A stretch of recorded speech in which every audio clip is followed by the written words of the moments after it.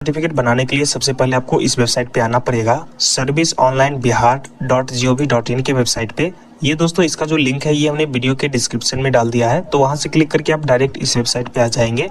इस वेबसाइट पे आने के बाद यहाँ पे जो देख पा रहे हैं ऑनलाइन आवेदन, इस पे आपको क्लिक करना है और साथ ही यहाँ पे जो देख पा रहे हैं फर्स्ट में लोक सेवाएं, इस पे आपको क्लिक करना है। साथ ही यहाँ पे जो देख पा रहे हैं सबसे नीचे जो दिया गया है गृह विभाग, इस पे क्लिक करके आचरण प्रमाण पत्र के लिए आवेदन पे आपको क्लिक करा देना है। क्लिक कराते ही दोस्तों आपके सामने एक नया इंटरफेस ओपन होगा जो कि करेक्टर सर्टिफिकेट का आवेदन फॉर्म होता है। जैसा कि यहाँ पे आप देख पा रहे हैं आचरण प्रमाण पत्र हेतु आवेदन पत्र आपके सामने ओपन हो गया है।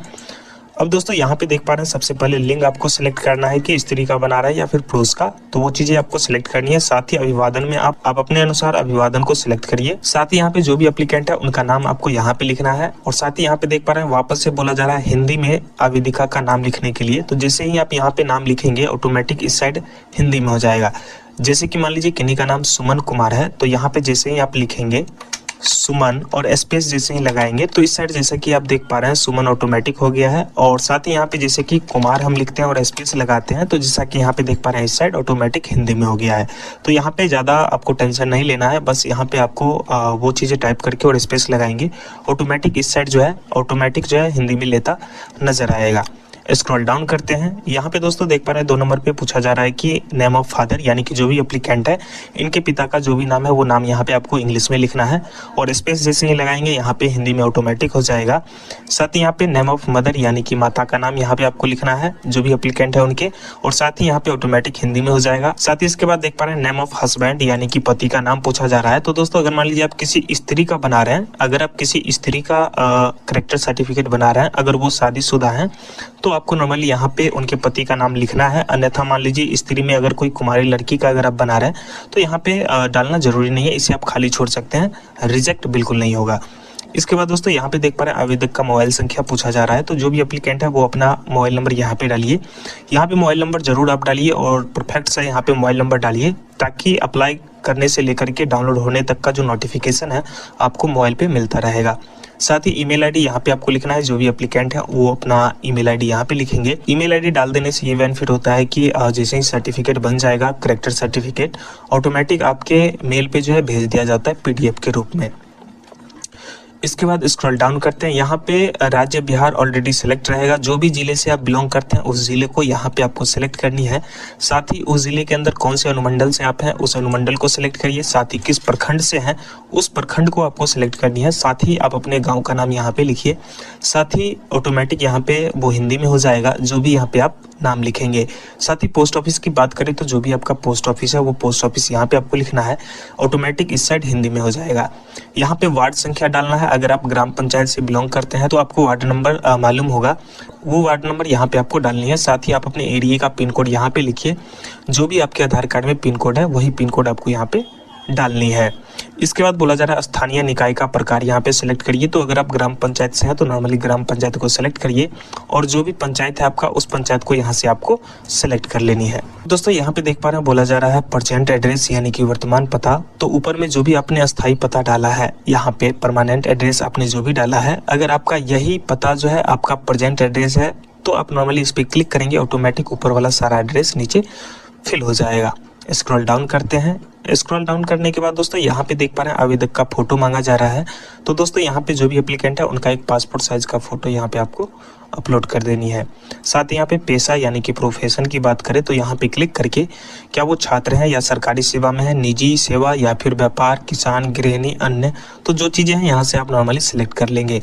तो दोस्तों यहाँ पे अगर आप छात्र हैं तो छात्र को सिलेक्ट करिए और अगर आप प्राइवेट सर्विस में प्राइवेट कंपनियों में काम करना चाहते हैं वहाँ पे अगर आपको करेक्टर सर्टिफिकेट मांगा जा रहा है तो आप नॉर्मली प्राइवेट सेवा यहाँ पे चूज करेंगे।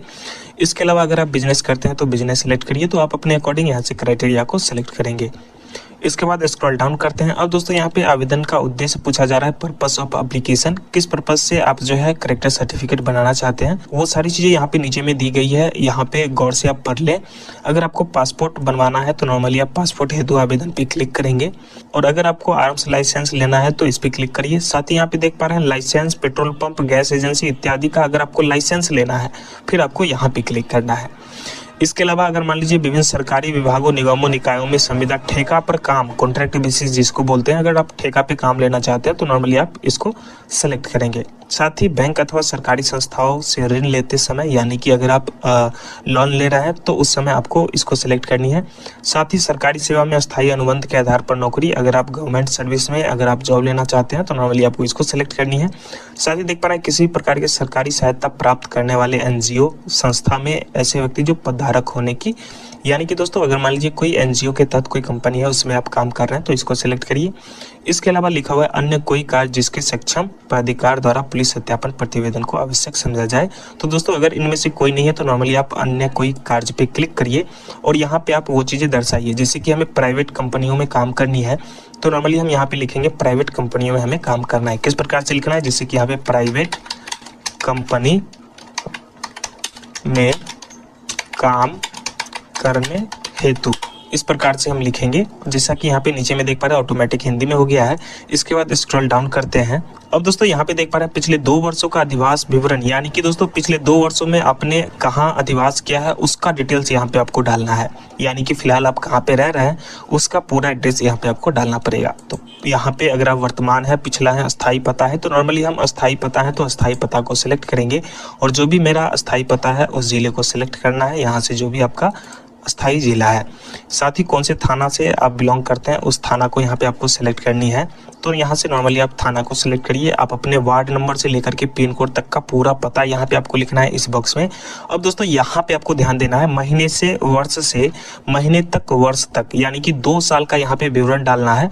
तो नॉर्मली यहाँ से हम क्या करते हैं, जैसे कि अभी चल रहा है फरवरी, तो हम फरवरी यहाँ से सेलेक्ट करते हैं। यहाँ से 22 से 23, यानी कि 22 फरवरी से 23 फरवरी तक 1 साल हो गया और फरवरी 23 से फरवरी 24 तक 2 साल हो जाता है। तो यहाँ पे हम 22 सेलेक्ट करेंगे और यहाँ पे जो है ना वापस से फरवरी को सिलेक्ट करेंगे और 2024 यहाँ पे सेलेक्ट कर लेंगे। वापस से यहाँ पे क्लिक करके फिर से हम फरवरी को सिलेक्ट करते हैं। टोटल 2 साल का यहाँ पे विवरण हो गया। अब हम क्या करेंगे, स्क्रॉल डाउन करेंगे और यहाँ पे जो देख पा रहे हैं कैप्चा, ये कैप्चा कोड यहाँ पे डाल करके और सबमिट के ऑप्शन पे क्लिक कराएंगे। तो चलिए फटाफट से सारे डिटेल्स को डाल करके इसके बाद सबमिट कराते हैं। सबमिट पे क्लिक कराते हैं। जैसा कि यहाँ पे आप देख पा रहे हैं फॉर्म सबमिट हो रहा है। अब आपको थोड़ा इंतजार करना है। जैसा कि यहाँ पे आप देख पा रहे हैं फॉर्म सबमिट हो गया है और यहाँ पे आपको एक रेफरेंस नंबर मिला है। अब यहाँ पे आपको सारे डाटा को टैली कर लेना है कि जो भी डाटा आपने यहाँ पे डाला है क्या वो सारा डाटा सही है या नहीं। यहाँ से स्क्रॉल बटन को ऊपर ले जा करके और साथ ही यहाँ से अगर मान लीजिए कोई डाटा इसमें गलत है तो एडिट पे क्लिक करके आप सुधार कर लीजिए और अगर सारा डाटा सही है तो नॉर्मली आप अटैच एनेक्सर पे क्लिक करिए। अटैच एनेक्सर पे क्लिक करते ही वापस से आपके सामने एक नया इंटरफेस ओपन होगा, जैसा कि एनक्लोजर का यहाँ पे आप देख पा रहे हैं। यहाँ पे बोला जा रहा है दस्तावेज अपलोड करिए, तो सेलेक्ट पे क्लिक करके आप आधार कार्ड नॉर्मली यहाँ पे अपलोड कर सकते हैं। अगर आपके पास आधार कार्ड नहीं है तो इसमें से जो भी डॉक्यूमेंट आपको मांगे जा रहे हैं वो कोई एक डॉक्यूमेंट यहाँ पे आप सेलेक्ट करेंगे और चूज फाइल पे क्लिक करके आपको नॉर्मली अपलोड करना है। जैसे ही सेव एनेक्सर पे क्लिक करेंगे आपका आवेदन फाइनल सबमिट हो जाएगा और सबमिट होते ही आपके सामने रिसिप्ट जनरेट होगा। वो रिसिप्ट लेकर के आपको जो है ना आपके जो भी थाने हैं, यानी कि जो भी थाना आपने सेलेक्ट किया है उस थाना पे जाकर के आपको विजिट करना पड़ेगा। ऐसा अगर आप सोच रहे हैं कि अप्लाई करके छोड़ दिए और हमारा बन के आ जाएगा करेक्टर सर्टिफिकेट, तो ऐसा बिल्कुल नहीं है। आपको जाकर के फिजिकल वेरिफिकेशन कराना होता है। थाना पे जाने का जो प्रक्रिया है, आपको क्या करना है, अप्लाई करने के कल हो करके या 2 दिन बाद जा करके आप जो है फिजिकल वेरिफिकेशन करा सकते हैं। साथ में आपको आधार कार्ड और जो यहाँ पे रिसिप्ट आपको जनरेट हुआ है वो रिसिप्ट, एक पासपोर्ट साइज फोटो लेकर के आपको थाना पे जाना है और वहाँ से आपको वेरिफिकेशन करा लेना है। अब दोस्तों यहाँ पे अगर मान लीजिए जल्द से जल्द आपको बनानी है करेक्टर सर्टिफिकेट, फिर भी आपको यही प्रक्रिया अपनाना है, अप्लाई करके और कल होकर के आपको चले जाना है और लगभग 2 से 3 दिन में आपका जो है करेक्टर सर्टिफिकेट बाय मेल भेज दिया जाता है।